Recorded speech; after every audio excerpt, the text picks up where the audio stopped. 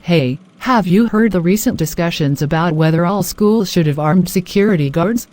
Yeah, I've been following that debate. It's definitely a complex issue with strong arguments on both sides. What are your thoughts on it? Personally, I'm not entirely convinced that arming security guards is the best solution.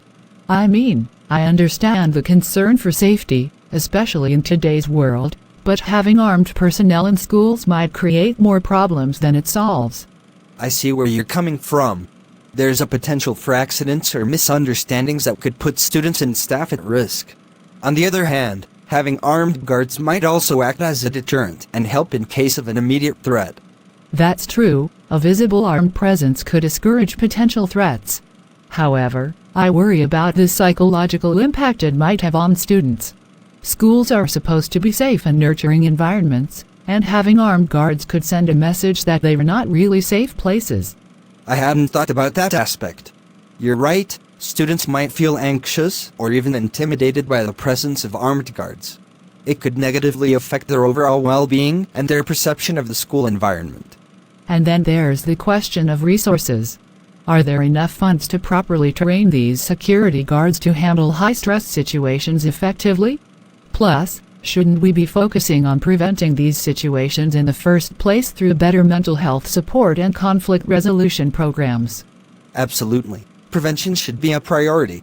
If we invest in creating a positive and inclusive school culture, where students feel heard and supported, we might be able to reduce the likelihood of violent incidents. And, you're right, investing in mental health services could go a long way in addressing some of the underlying issues. Another concern I have is the potential for over-policing in schools, especially in communities that are already disproportionately affected by law enforcement.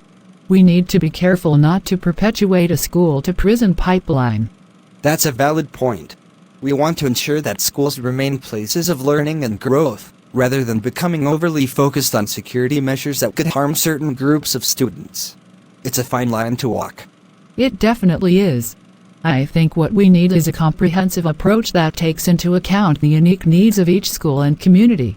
Maybe a combination of increased mental health services, conflict resolution programs, and well-trained school resource officers who prioritize building positive relationships with students could strike a better balance.